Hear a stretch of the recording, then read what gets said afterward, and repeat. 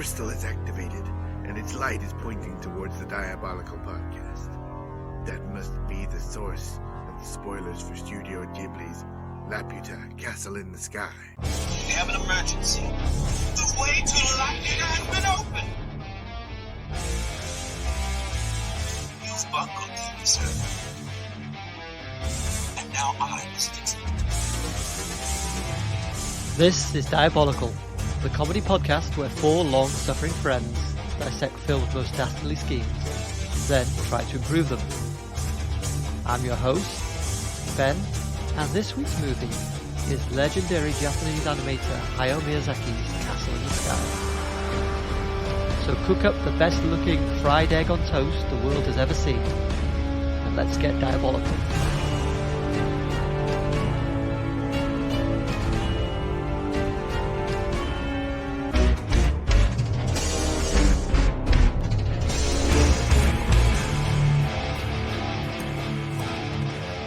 Hello, and welcome to the show.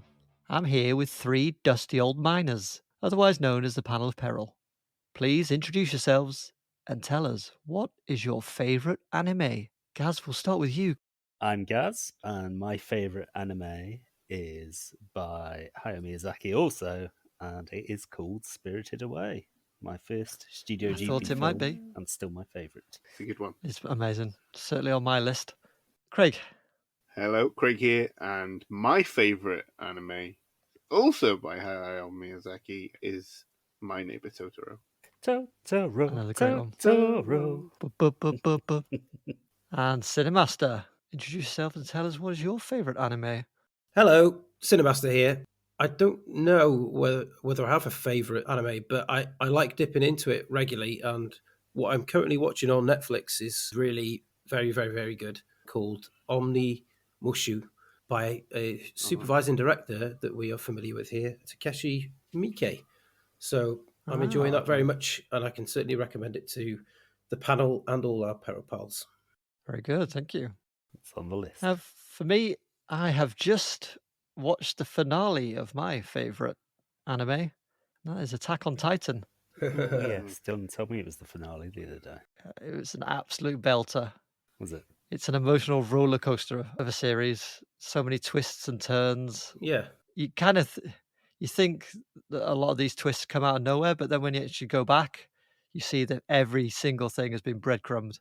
Mm-hmm. Things that you just didn't notice on your first watch, and it's wild. It's very well made. If we weren't going by a strict definition of what anime is, I might have said the TV series Avatar, Legend of Aang and Legend of Korra, but they're produced in the USA, so, you know. But I mean, they're so heavily influenced. I think we can allow it, and they are great series, both of those. I didn't finish Korra. Oh, did you? I think we stopped about halfway through the second season. Yeah. Great ending. Very good. Yeah. I've also dipped in and out of Full Metal Alchemist as well, which I really like. So I've heard of it. And I bet we're all fans of Akira. Who doesn't like Akira? yeah, I haven't seen it for a long time. I haven't seen it. Probably the last time I watched it was with you guys. I've watched it a few times in the last kind of 3 years because it had a remaster that's really good. So it's like giving it a new lease of life. It's a stunning remaster. I mean, you see a lot of people on those kind of bikes. They're still very popular. Yeah. Not quite as futuristic, but that kind of shape, almost like a teardrop shaped bike. Yeah. Although I have not seen Attack on Titan, I like the way the title rolls off the tongue. Well, in Japanese, it's Shingeki no Kyojin. Oh, okay. So it's not. Well, I don't know whether that's as good as English. I don't know. Maybe there's a poetry. You never will with that.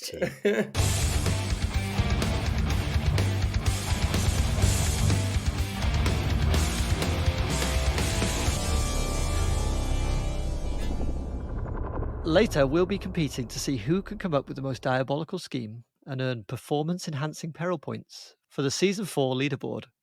But first, let's take a closer look at this week's movie.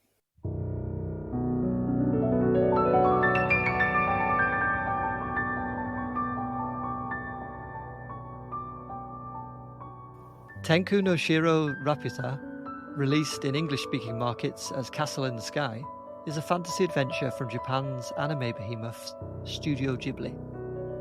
Written and directed by the studio's most illustrious co-founder, Hayao Miyazaki, it tells the story of Pazu, a young miner who dreams of finding Laputa, a legendary floating castle.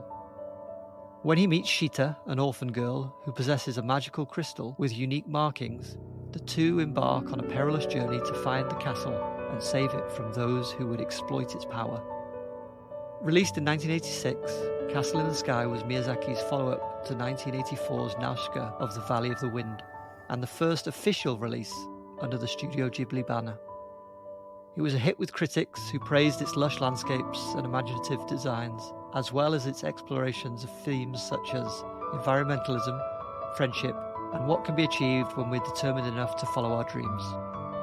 As critical acclaim grew, so did its takings, overcoming early box office disappointment to gross more than $150 million worldwide through subsequent re-releases and home video sales, far in excess of its $8 million budget. To me, Castle in the Sky is a timeless classic that continues to amaze audiences of all ages and is a must-see for any anime or fantasy fan. But does the panel agree? Craig, did this movie make you want to fly up high in your little homemade flying machine? Or did it make you want to harness the destructive power of a legendary castle to destroy Earth? Well, like Miyazaki-san himself, it made me want to make a little plane and fly up high. I think every film directed by him that I've seen contains a piece of this, but what I love about his style is how detail-oriented he is. He loves the way things work, like machinery. Yeah. You always get a good look at the engines that power things. He's obviously fascinated with flight. Also, as you mentioned earlier, food. You always get these dwelling shots on food and the family stuff that comes into all the films. But this one, in addition to that, is obviously a brilliant kind of adventure romp. The English dub is fantastic, great voice cast. Obviously, the original voice cast is very good as well. But one good thing about these films being imported to the West is that Disney really looked after the voice casting of it. And Mark Hamill, great villain in this, as he is in most things. So yeah, I really love it. I think it's one of the better films from Studio Ghibli, and I was very pleased to watch it again for this. Yeah, I totally agree. And this was the first time I'd seen it with the English dub. Yeah, I thought they did a really good job, actually. Yeah. Usually I'm a bit hesitant of watching the dub, but this one was done very well. Yeah. Did it annoy you that they called Pazu Patsu? Yeah, a little bit. I thought it would. Like a patsy. Yeah. He's a bit of a patsy. He's a little bitch. Yeah. But don't slander Beek, James Van Der Beek. You wouldn't know it's James Van Der Beek, would you? It surprised me. No, He's so good. Yeah. Was the dub 1998? So was that during Dawson Creek fame? I think it would Yeah, have been, wouldn't I think it was. Yeah, it was still on. I'm pretty sure. Good show. Dawson's Crevice. it? That's the follow-up. Do you ever see it? Did I? It's the right treat. Did I? Yes, once. All right, Gaz, what did you think of the film? It's not my favourite Ghibli film, to be honest. I'm not sure why. It just doesn't quite hit for me. It's like Craig said, it's got a lot of Miyazaki's tropes. Magnificent men and their flying machines and food and children learning the value of hard work and coming together to solve problems. But I don't know, the story just doesn't quite do it for me. I'm not sure why. I like Laputa itself as a piece of art direction and the robots and everything that happens up there. Yeah. It never quite hangs together for me. I'm not sure why, because I am a massive Studio Ghibli fan. And I certainly like Castle in the Sky, but I've never loved it. And I don't think I ever will at this point, this being the third or fourth time that I've watched it. Yeah. But I will watch it again and enjoy it. But as I say, probably not love it. Okay. Yeah, the design of those robots is just incredible. And in the Ghibli Museum here in Tokyo, they've got one on the roof. And so you go up this spiral staircase. You go kind of outside the museum, up this spiral staircase outside the building, and on top, and they've built like a little Laputa, if you like. It's all paved and like a little rooftop park, and then there's this full size statue of the robot. It's pretty impressive. It's obviously had design-wise, a huge influence on the Legend of Zelda series, especially the recent one. Yeah, for sure. Which is cool. All right, Cinemaster. Please tell us, what did you think of the film? I had a big problem while watching this film, and it wasn't the film, it was me. I've been pretty poorly, as I've said from the outset, so I definitely didn't absorb everything that this film had to offer. But Yeah. I definitely did enjoy it. But I was just not in a good frame of mind to fully appreciate what it was. It was my first viewing as well, so Oh, really? yeah, I hadn't heard of it before, but I did. There was loads of aspects that I'm sure we'll talk about. I thought it was one of the first notes I made is just about the film was Laputa is very pretty. The whole film, I just thought it was. Yeah. I put basic stuff like that because I was just like, oh, this is quite nice. And that my last note was, the gardens have survived, and then dash a nice film. And that's it. So, and all I've got is about 2/3 of a page of notes. And I just thought, oh, it's such a bugger that I hadn't seen this, not a film that we haven't watched before, because then I could have probably waxed a bit more lyrical Yeah. about the finer aspects, and probably the it deserves a lot more than what I'm giving it here. Well, my thoughts on the film are more closely aligned with Craig. I love it, and it's my favourite Ghibli film. It's the one me and Mina bonded over many, many years ago, and we still watch it from time to time. Yeah, I had to buy the Blu-ray to get the English dub to be on the same page as you guys. So it was actually cheaper than buying the all Japanese version, which is crazy. It's very rare that an imported version is cheaper than the original. Yeah, we're lucky in the UK. They're on Netflix, and they usually have both audio tracks on there, so you can choose, which is very cool. Well, that's why I hope that they're on Netflix for you. For some reason, they're not streaming here. They're very, very precious with the copyright over here. I mean, it took a lot of persuading. They just opened a Ghibli park down in Aichi, Ken, not far from Nagoya, and took a lot of persuading for Hayao Miyazaki to okay that. Yeah, It was only when he was told it would totally fund his new film, The Boy and the Heron, yeah, that he got totally on board and okayed it. that looks amazing, by the way. Yeah, another good English voice cast they announced this week and showed the trailer with the dub on it. The Boy and the Heron's amazing. It's a great film. It's a really great Yeah. send off. Oh, no, he's doing another one now, isn't he? Yeah, Oh, is he? Yeah, they already announced he's making at least one more. yeah. Oh, wow. Okay. Yeah, it's cool. I was surprised that you didn't enjoy this more, Gaz. I think of the studio's output, it's got one of the kind of tighter, more traditional plots. Mm. The sacrifice of the ending, although obviously they survive, is one of the most moving things I think I've ever seen in an animated film. You know, not counting the Studio Ghibli real fucking tearjerkers, which we probably shouldn't talk about because they're too upsetting to talk about. Mm. You know which ones I'm talking about. Grave for Fireflies. Yeah. Yeah, that is a heart wrencher. It's a one-time only watch. Yeah, Yeah. it is, yeah.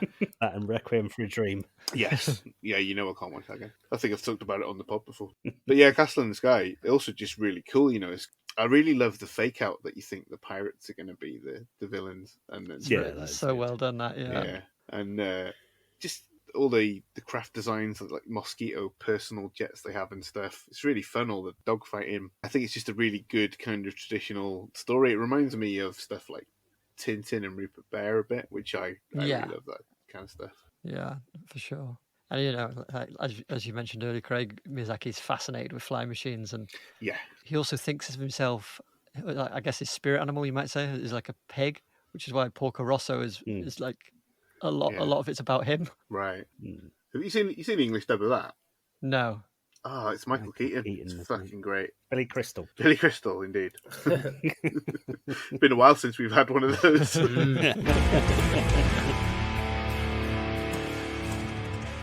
Before I ask you for your highlights and favourite lines, we're going to play a little game I'm calling the Studio Jeopardy quiz game. I have several categories for you, each with a question related to Castle in the Sky. You'll each get a chance to pick a category and answer a question. The categories are Filthy Whore, Just a Minor Thing, How Gulliverable Do you think I am? I'll buy that for $1, and All Play. Cinemaster, could you pick a category? Now remember, all play, he's going to do it anyway, and it means everybody has a go. Don't pick it. Just a minor thing. Was that one? Yeah, that was one. Yes, Yeah. okay. Cinemaster.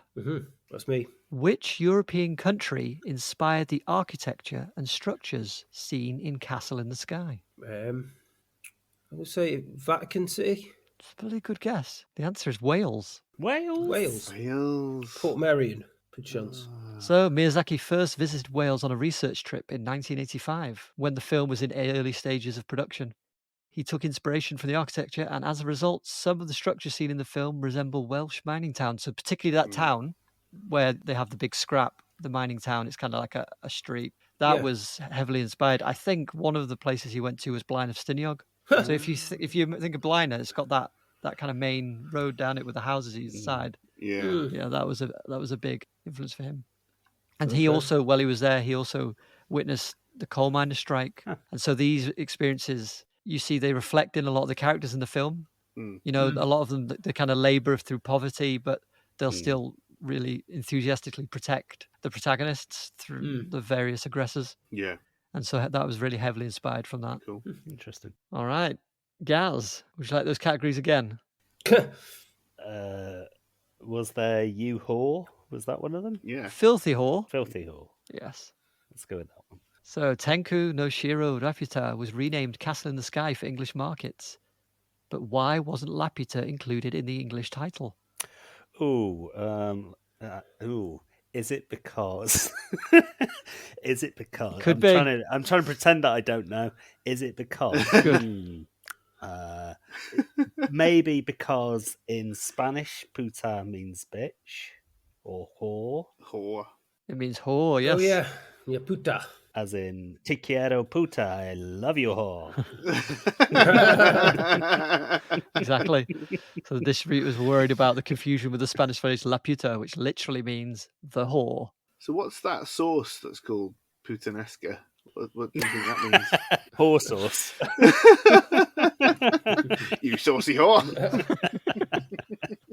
All right, Craig.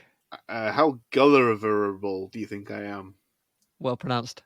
From which classic book is Laputa, Castle in the Sky, taken?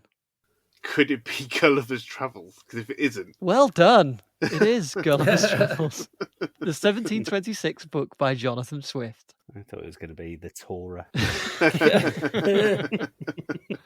Yeah, and so in the book, Laputa is inhabited by narrow-minded scientists and philosophers, Right. and it has an adamantium base, which can be maneuvered in any direction using magnetic levitation. Adamantium, eh? Wow. Holy mackerel. Well, I never. Yeah. Quite something. The only version of Gulliver I know is the Jack Black one. So if it's not in that, I don't know anything. The definitive telling of the story. Exactly. No, I've never seen the Jack Black one. It's very good, actually. I remember watching a really good TV version of it with Ted Danson. Do you remember that? It was on Oh, Channel yeah, I 4 do. in the 90s. Yeah. Yeah, that was great. Right. This one's for a bit of fun. I'll buy that for $1. So to cover the rising production costs, Japanese companies Toshiba and Ajinomoto, which is a huge food production company, were brought in as sponsors, though they were barred from using actual footage from the film to promote any tie-in products. But can you name any of the tie-in products that emerged from this partnership?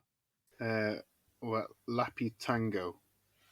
Oh, you're very close. There was a light fruit soda called Laputa juice, Nice. Oh, my God. Sounds good. and they did like a live-action Laputa commercial. Wow, that's impressive. Yeah, it's mad. It's online. So it is literally bitch juice. The Whore whore juice. juice. Oh, god damn it, I keep on getting it wrong. Yeah. Any other guesses? Ready-made fried egg on toast style sandwiches. Oh, my God. Can you imagine how disgusting they'd be? I would eat that. Yeah. I'd eat the shit out of There's that. got to be a fried egg on toast vending machine somewhere in Japan. It's got to be a thing. Yeah. I'm yet to find it. They're like the ancestors to rustlers, they are, aren't they? Those kind of things. Okay, now. So there was a Laputa telephone service in collaboration with NTT, which is the BT of Japan. We never would have guessed that. Yeah, mad. Absolutely mad. And then Toshiba sold Laputa-themed My Dream video disc players. Oh, wow. Hey? Yeah, I know. It's like the wildest tie-in products I've ever heard. Is that like Laserdisc? Yeah, I think it must have been like Laserdisc before DVDs. Very much the Spaceballs approach to merchandising. Exactly. Yeah.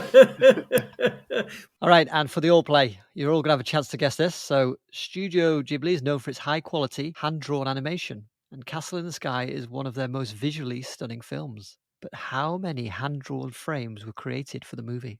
Ooh. 10,513. 2-hour film, isn't it? Yeah. Yeah, wow. So 24 frames per second. 7.5 million. That's a lot. I'm going to go somewhere in between. I'm going to say 34,716. Well, you're the closest, Craig, but you're still not that close. It's 160,000 hand drawn frames, Oh, animated by a team of 100 animators, and it took around 2 years to Amazing. complete. So they ran out of steam at the end with the end credits bit where they've got that really shit looking planet Saturn in the background. Yeah. So if someone was like, should we draw a planet in here? Oh, fuck. There you go. I'll do.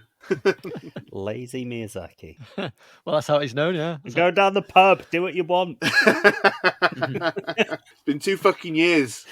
I said, just do the credits in black, didn't I? Did I say that? Black screen, black writing. Shove it out. All right, let's move on to our favourite moments. Cinemaster, would you please kick us off?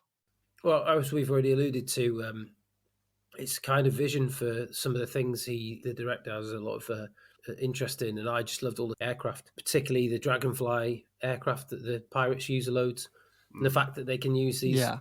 The wings are there buzzing away, but then occasionally they switch to rocket, don't they, to give them a bit extra boost. Yeah. I really enjoyed those bits. Yeah, it all comes back to the director's fascination Yeah. with flying machines. It's just such a common theme throughout so many Ghibli films. Yeah. Craig, what's your favourite moment? My favourite sequence is when they first arrive at Laputa and they see the garden with the robot guardians, kind of all mossy, and comes to greet them, and then they worry that he's lonely, but then they see that he's got all the birds and animals as companions. Yeah. I worry at the end that all the birds and animals are frozen to death as Laputa enters the upper atmosphere, but hopefully they'll live on. With the angels now. I'm sure they'll evolve. Or evolve on the journey up. That takes a few minutes. Yeah. Yeah, just grow extra bit feathers. furry. Yeah. Oh, there we go, fattening out a bit. Fucking Lapia power in it. Gaz, your favourite moment, please. My favourite moment actually also features my favourite line, Ooh. which is when the Sky Pirates are searching town for Sheeta and Patsy, and they're questioning everybody, and he gets into a fist fight with the other big mustachioed fella.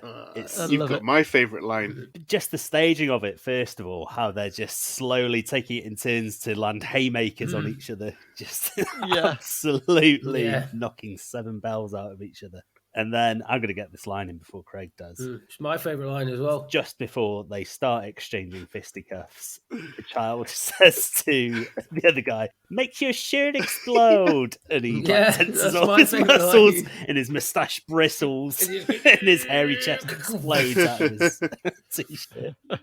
Good stuff. Yeah, it's great. Well, since we're into favourite lines, Cinemaster, did you have any others? No, I didn't, because I thought nobody's going to be as childish as me just to pick that one.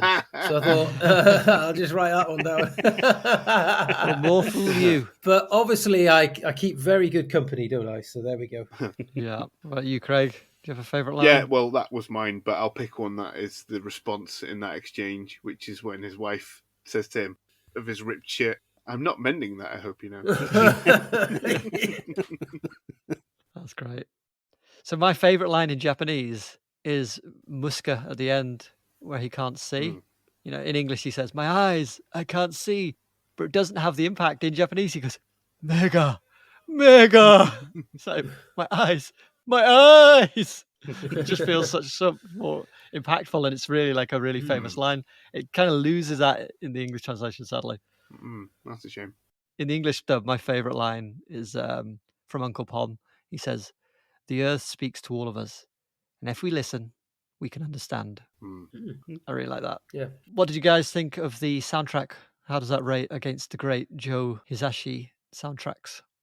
It's instantly identifiable. bits here, even if you didn't know it was a Ghibli film. If you closed your eyes when you hear the pianos coming in, the sort of wistful, nostalgic, slightly mournful pianos with the strings behind it. Yeah. It's he's got a very instantly identifiable style that's unique in each film.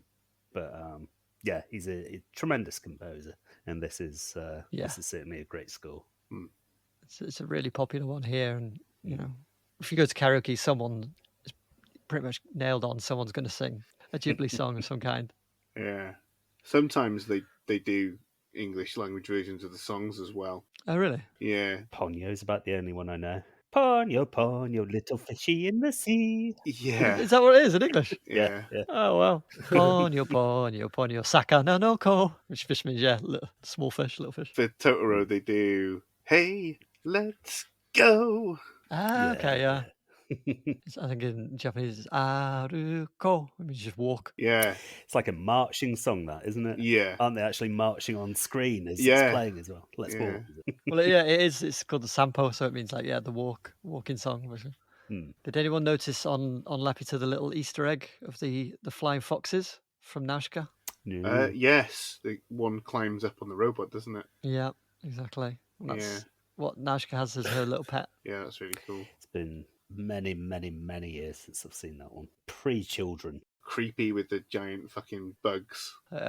Remember watching through the Ghibli films with my kids years ago, and we got to Princess Mononoke, and I'd forgotten that it's a bit more gruesome than some of the others. And this arm just gets shot off by a bow. Yeah. Maybe we'll watch this one another time.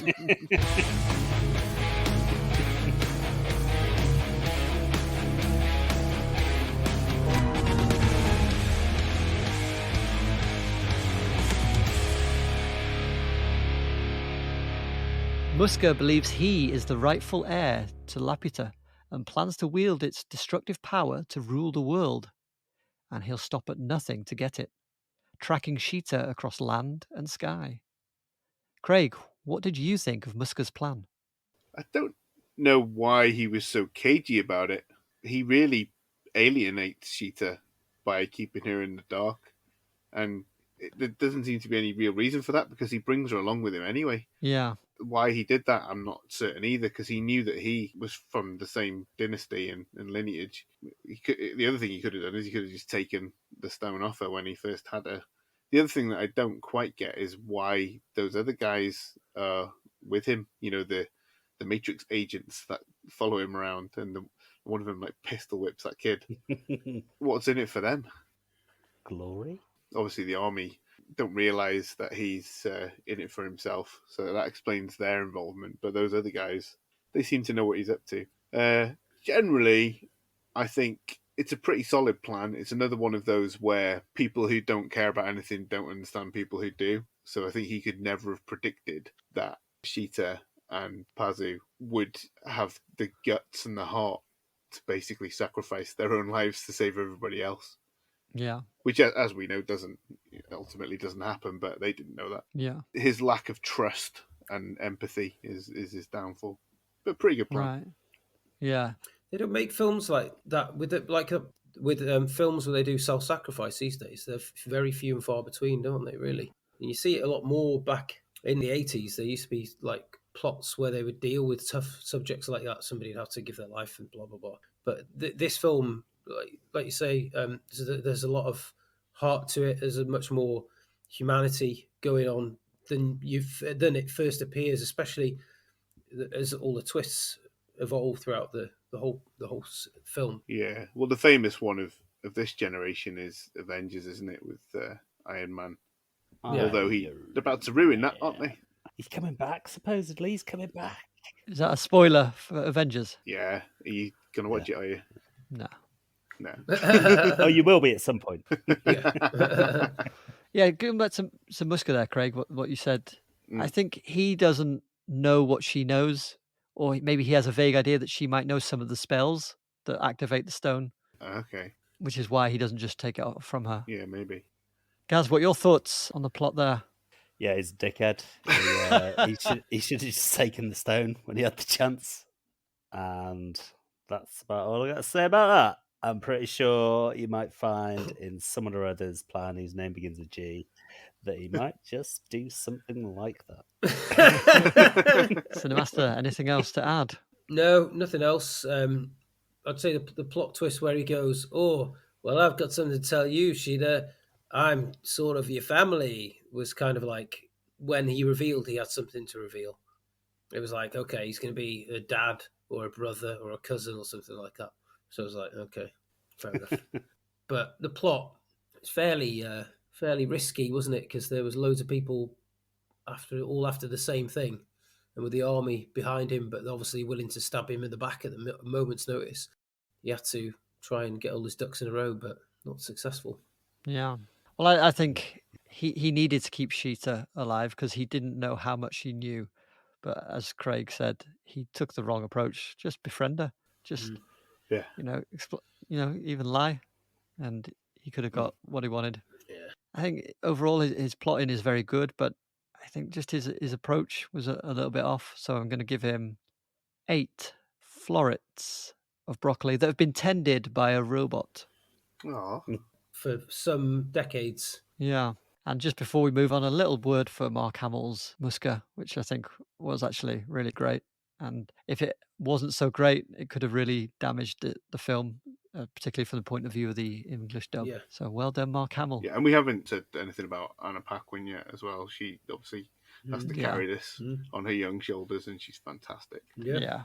I didn't think she was that old, but obviously, I thought she was about similar age as us, but she was obviously quite a good few years older than us when she had to do this. What? Isn't it, I think? Is she? Did she? Well, what's up? When did they do the English dub? Sorry, because I know it was 1985, wasn't 1998. it? Okay. They did a hastier dub in the 80s, and it was right. very Roger. That makes poor sense and then. very poorly received. And then in 1998, I think it was, Disney took it upon themselves to do another one.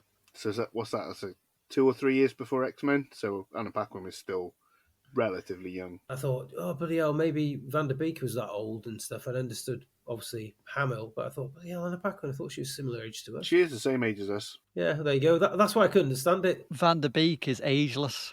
No one knows how old Van der Beek is. Yeah. He doesn't even know anymore. He's Dorian Gray of Hollywood. He is. Black eyes like a shark. Before we move on to the competition round, we'd like to ask you to take a moment, hit subscribe and leave us a 5-star review on the very platform you are listening on, preferably Apple. It only takes a moment and it keeps us from tracking down mythical castles and harnessing their power for evil.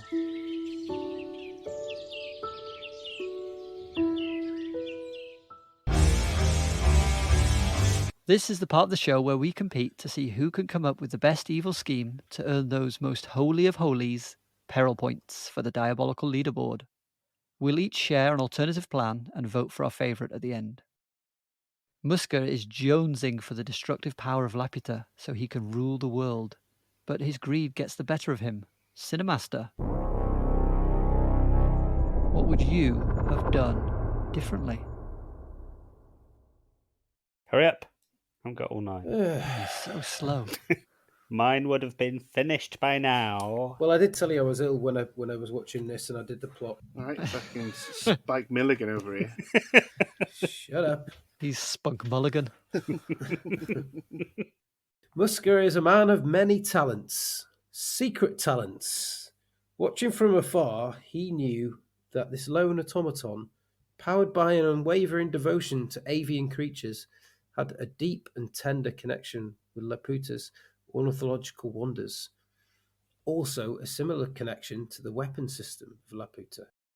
Muska meticulously crafts an illusion, presenting himself as a passionate and kindred spirit when it came to the feathered denizens of Laputa's floating world. Do you know approximately 2/3 of all the bird species are found in tropical rainforests? Muses Muska. Many birds, such as starlings, sings notes too high for humans to hear, he adds. Day after day, Muska wanders the gardens of Laputa, whispering sweet, ornithological words to the mechanical guardian about his love for birds, their graceful flight, and their enchanting songs. The average man would need to eat about 130 kilos per day if they had a metabolism of a hummingbird, he informs him. He spends hours observing the city's magnificent avian inhabitants, all while subtly infiltrating the robot's programming and exploiting its trust. Within a few days, Muska's pretense grew more convincing, and the Guardian robot's defenses slowly eroded. Time to execute his coup de grace.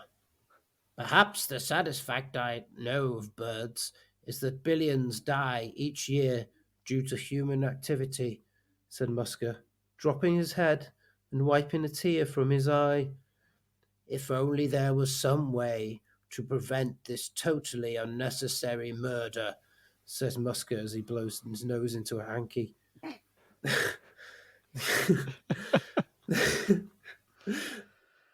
The Guardian sees in Muska a kindred soul, someone who shares its profound affection for birds. Gradually, Muska persuaded the robot that granting it access to Laputa's advanced weaponry was essential to protect and nurture the bird population across the globe and prevent the deaths of billions. Like all AI, the robot sees mankind as the threat to the continuing survival of his avian friends, and it also has the power to override any system. Convinced of Muska's sincerity, he grants him access to the state-of-the-art Bang Bang. That's all I got. But isn't Muska part of mankind, whom the robots see as the true threat? Yeah, but he's convinced him. He's absolutely convinced him. This is the only exception. There's some good bird facts. How did Muska get to Laputa? He rode on a hot air balloon following some starlings. Oh, they knew the way. Yeah, and he had, you know, the bungee cords you used to get in like the back of your car to secure loads. Yeah. He had a propeller on an axle.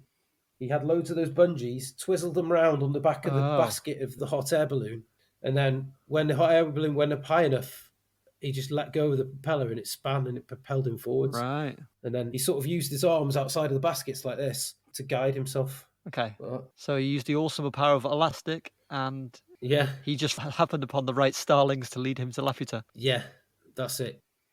Okay. Just stroke of luck. He just knew. He just because he has a genuine affection for birds. He's got more of an affection for like wiping out humanity, but he does genuinely care about birds. Number 2 on the list. Nobody who likes birds could be a bad person. I thought you said he didn't. You mentioned on numerous occasions that he's pretending to like birds and it's all a ruse. Yeah, he's pretending that he likes birds above everything else, but he doesn't. Okay, but he does like them, but He just likes not that them, much. but he does like just not that much. Yeah, that's why the ruse isn't that difficult to pull off. All right. He just has to bump it up a level. That's all. Just notch it up a little bit. He's not going from 0 to 100. He already knows he's not pulling these. You know, he's in a hot air balloon. Yeah. And he hasn't got like an encyclopedia with him or anything. He knows all this shit already about No. birds. Tell you what he has got though. What? He knows exactly where the door is to get to the core, and he knows how to open it already. So why is he bothering wasting his time talking to this dickhead? Go there. The robot. He's lonely. Who, He's Muska? lonely. Yeah, he's lonely. Okay. He's been wanting to tell people those bird facts for years. He was trying to tell the army blokes. That's why he left. That's why he got his own hot air balloon. He was on the airship with the army guys. I wasn't going to ask you about this because I thought you'd easily talk your way out of this, but now you've mentioned it yourself. No. How does he get away from the army? They're interested in Laputa. Well, yeah, they're interested in him, but he just managed this hot air balloon he's got. He just goes, oh, isn't that a hot air balloon over there? And they go, where? And they turn around and he's gone, and that was it. Because don't forget that he's harnessing the awesome power of elastic. Bungee, yeah. All they hear is dong when they look. He's gone. Dong, and then a little giggle.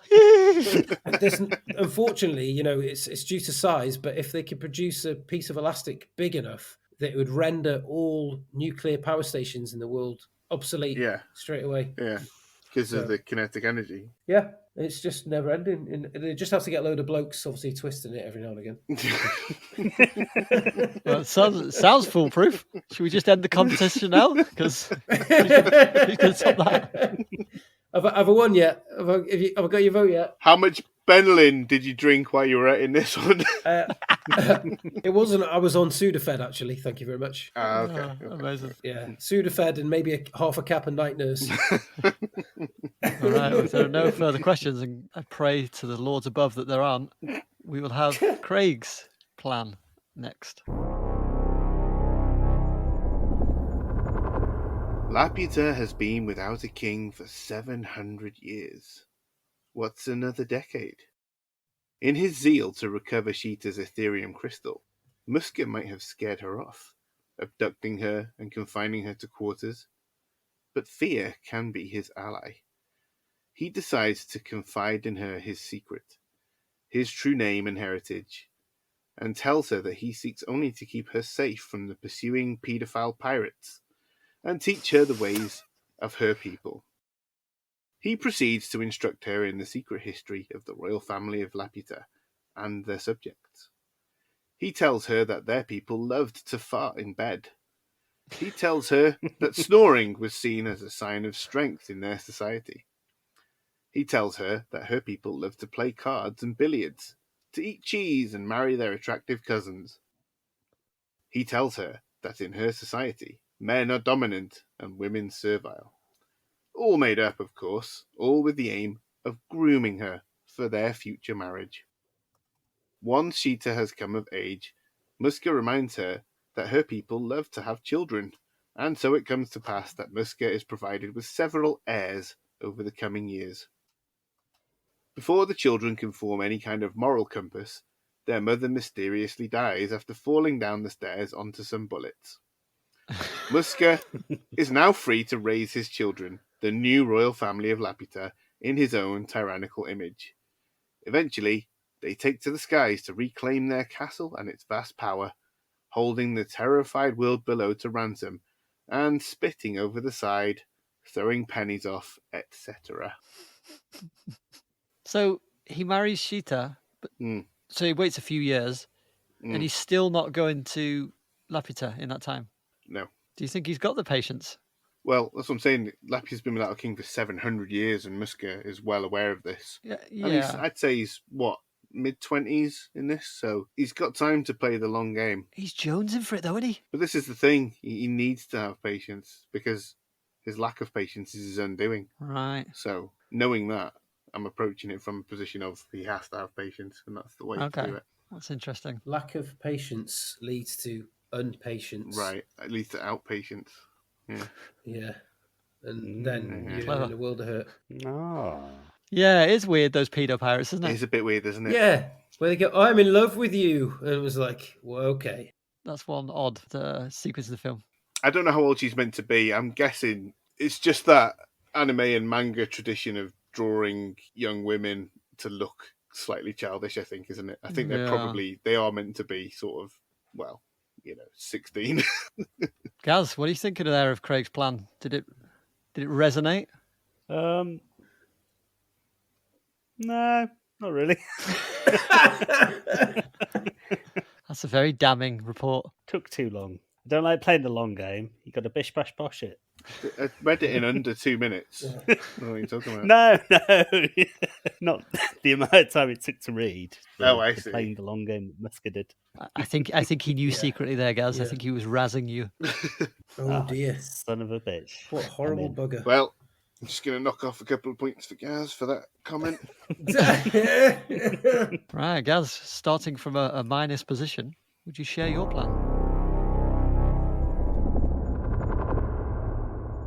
Beep, boop, warp, says Muska from underneath the robot shell he has encased himself in. Boop, boop, fatang, meow, boop.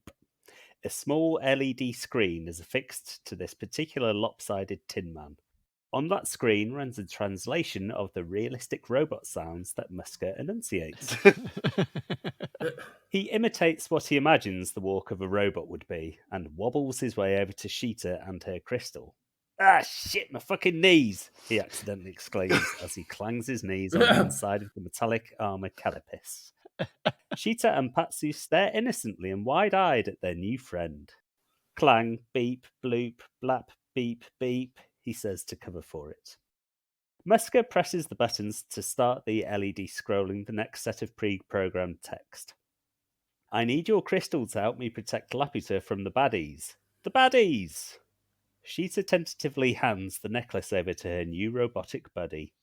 At that point, Muska can get the words for the activation spell followed by simply beating the young twosome into the nearest tree like the Hulk does to Tim Roth, breaking their little hearts and, most importantly, their little bodies and internal organs. He is now free to harness the power of Laputa, wipe out the sky pirates, eat ice cream for breakfast, and rule the world with an iron fist. So it's basically he disguises himself as a robot and convinces her to hand over the crystal and the spell. Okay. How did he get the spells from her? He just beats her till she says them. Yeah. Yeah, that's it's another dark plan, isn't it? A la Goonies, where we're encouraging child murder and maim. I don't know how recently you've seen The Incredible Hulk, but what happens is he beats Tim Roth and he like rolls over backwards and smashes back first into a tree. So that's basically what's happening to these kids. Yeah. Okay. Yeah. So if you're just going to beat it out of them anyway, why go through the whole rigmarole of getting the robot? Why not just beat it out of them in the Because first place? it's deliciously delightful to convince them that they've got a new friend. And then have that friend beat the living shit out And of then hoof them. He's tittering away under there, thinking, I have made absolute mugs out of these kids, mugging them off good and proper. And then Wait till I throw him into that tree later. yeah, he's eyeing up the tree the entire time, just like eyes wandering over. I'm going to write at the end of my notes there, sadistic plus or minus ? I don't know. Do you remember if the crystal guides them to Laputa without a spell? Does it just shine the way when she's on top of that turret? Does she not speak the magic words like for help? Oh, maybe. And that activates the robot? I can't remember. Yeah, I can't remember now I either. don't think so. Either way, beating the kids for what he wants. I think that's simple enough, isn't It's, it? It's going to work, isn't it? smacking kids about. It's a simple way to get a lot of things in life. Mm-hmm. Can't do it these days. Not even Homer's allowed to strangle Bart anymore, for Christ's sake. Oh yeah, Ridiculous. So it's Political political correctness gone mad. Really should have stopped doing it years ago, just quietly. Not allowed to smack your kids in Wales. I don't think there's any specific law here in Japan. You're allowed to leave your kids. Yeah. There's no rule for leaving your kids at home here. You can leave them at like 2, 3. Bloody hell. Yeah, Yeah. can you? Yeah. Jesus. Obviously, we never did, but there's no rule for it. There's a really Remember- cool TV show called Big Enough where they follow little tiny fucking Japanese kids doing stuff like going to the shops on their own for the first time. Yeah. It's so good. Wow. Climbing up Yeah. like 4,000 steps and they're like 3 years old. Jesus Christ. Only to get booted by a friendly robot. It's smashed straight All into the way his down tree like stump. John Wick. All right. Well, if there are no further questions for Gareth, Okay. Yeah, it does need a spell to activate. but Gaz has beaten the spells out of her, so I think that's Yeah, fine. sure. Yeah. Covered that base, I think you'll find. I shall bring us home. Muska knows the key to controlling Sheeta is Pazu, but how to control the little brat? He ponders this very conundrum as he examines the inactive robot for the 100th time. A vessel born only to serve, he mutters aloud. If only... Aha! He dashes from the room. The sound of hard leather on flagstone echoes throughout the military base. At last he reaches Pazu's cell and enters. Pazu, he says, Sheeta wanted me to let you know that she's fine and well. Look through that crack there, she's waving at you. Once Pazu turns his back, Muska jabs him with a foul concoction of poisons, killing him almost instantly. Muska gently lowers the corpse to the ground, stroking his hair and shushing. Then he orders a group of soldiers to take it to the finest taxidermist money can buy. Jesus Christ, not taxidermy. He gives them several additional specifications, including a hole in the back of the head and a sturdy jaw hinge. He then retires to the base's library where he studies a beginner's guide to ventriloquism. In no time at all, Muska has the perfect sidekick to help keep Sheeta compliant. Let's go to Laputa together, says Muska. Sheeta frowns back at him, clearly not convinced. Muska smiles and turns to Pazu, who is close by his side. What do you think, Pazu? asks Muska. Pazu's head turns slowly to face Muska. who now has taut lips. Pazu's jaw begins to flap open and closed. I wish I could fly right up to Laputa, but I can't. You can, replies Muska. I can't. Pazu's big glassy eyes turn towards Sheeta. After several minutes of this charming double act, Sheeta is convinced that Pazu and Muska are firm friends, and that if Pazu can trust him, then so can she. She guides them to Laputa that very afternoon. Soon, the legendary castle is up and running again and is the ultimate force on the planet. And whenever Sheeta looks like she's going to cause a problem, Pazu is always on hand to defuse the situation. Shall we live in Laputa forever, Pazu? Oh, yes, please, Mr. Muska. Are you hungry, Pazu? No, Mr. Muska. Being on Laputa is all the sustenance I need, Mr. Muska. Shall we use the awesome power of Laputa to devastate the coastal town below us as a demonstration of our immense might, Pazu? Oh, that sounds wonderful, Mr. Muska. Can I press the button? And so on. Jesus. Is this plan loosely based on when you told us you would like for your earthly remains when you pass on to be turned into some sort of ventriloquist dummy? Loosely. Okay. That comes to me a lot, that. I really would love that. That'd be amazing. And remind me, when we did the Psycho episode and I posited that one could stuff a human and use its taxidermied corpse, did you vote for me that week? Yeah, I think I did. Did you question whether that would work? No, I don't think I did. I don't think I had any questions. Jesus Christ. This is going to the finest taxidermist, don't forget. Oh, the finest. Oh, yeah. Okay. Yeah. Not just a hick tower. No. Norman Bates is just an amateur, like a hobbyist. Yeah. Do you think at any point that Sheeta might question Pazu's sudden change in attitude and her Hinged jaw. he seems a bit less sprightly than he used to. Could you dramatise that conversation, please, for us? I'd like to hear that. Questioning Pazu why suddenly he seems very different towards her and taking Muska everywhere he goes. Pazu, what's the matter? You don't seem as Genki as usual. Well, Sheeta, it's all those years of working down the mine. It made me very tired. Now I'm having a nice long rest, and my friend Mr. Muska is holding me up. He's such a kind man. Take him to Laputa quickly.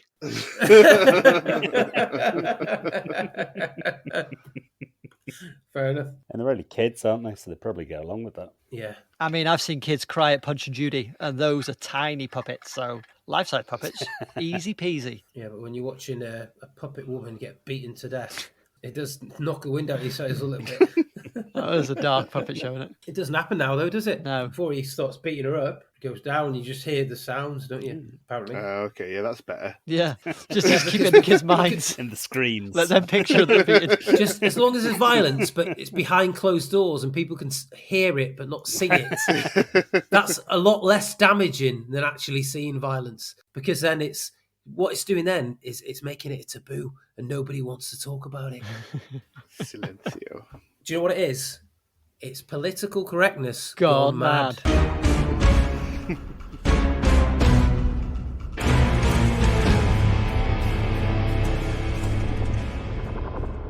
Well, if my calculations are correct, those schemes were absolutely diabolical. Now it's time to vote for our favourite. As a reminder, we had the Cinemaster's cold medicine-induced something or other. I was going to say, I can't wait to hear what he's going to say about my plan. Ornithological, whatever, you know. The Cinemaster's ornithological fandango. Craig's gruesome grooming plan. Gaz's robot surprise. And my ventriloquism plot. Remember, each vote is worth exactly 1 point for the leaderboard. No more. Come on, guys. But certainly no less. No less. Oh, this catchphrase is just going from strength to strength. Sweeping the globe. Cinemaster, could you tell us who you have chosen this week? Well, I went for the plan that delivered instant results, so I've gone for Gaz. Oh. Very wise. And Gaz, who have you voted for? Well, as coincidence would have it, I've gone for the Cinemaster. Oh, I believe appealing to the robot's kind of nature would probably pay dividends. very Yeah. good. The kind folk. Doesn't work for Sheeta, of course, when she tries to do that, but who knows? She didn't know any bird facts. That's a problem. That is the difference. She didn't know that there's to eat as much as hummingbird as a person, you have to eat 130 kilos of meat. That is a lot. That's a hell of a lot. I had a really big kebab the other week and I didn't have anywhere near that much meat in it. All right, Craig, who have you voted for this week? Well, against my better judgment, I voted for kicking them into a tree, Gaz. It's a bloody clean sweep for Gaz this week because I have also voted for Gaz. Look at him. Oh my word. So there we have it. Gaz, what does that do to the diabolical leaderboard? We've got big changes afoot. Still in the lead is Craig with 16 points. Oh. However, in joint second place Wow. with 15 points apiece is myself and the Cinemaster. Wow. And bringing up the rear with 10 points is Ben. Where he likes to be. Wow. Yeah. Wow. I hate saying goodbye, but I love watching you guys leave. Craig, as next week's host, you hold our movie watching lives in your hands. Reflect on the significance of what you're about to say and tell us, what will we be watching? What should you know?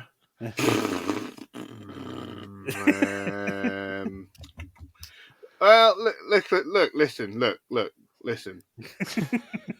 we haven't done a James Bond film this season. Ooh. So why don't we do everybody's favourite James Bond and everybody's favourite James Bond film, not just of his era, but of all time, Tomorrow Never Dies. Oh. We're entering the Pierce Brosnan era, and we're shunning GoldenEye, his popular That's wild relaunch of the series.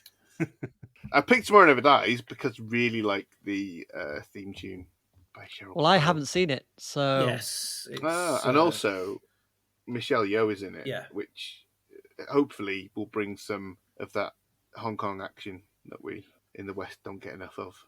Yeah. well, that's it for another episode. Thank you for listening.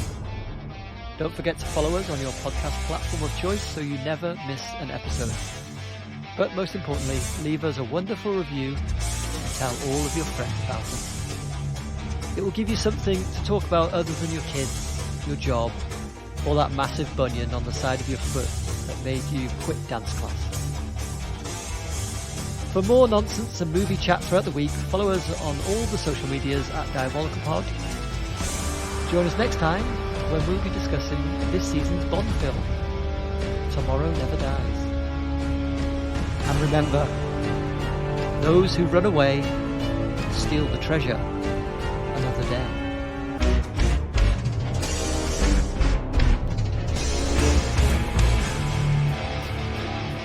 And I swear by the moon of the stars in the sky, I'll be I there swear for better by or the worse, shadow that's till by death do your us side. part.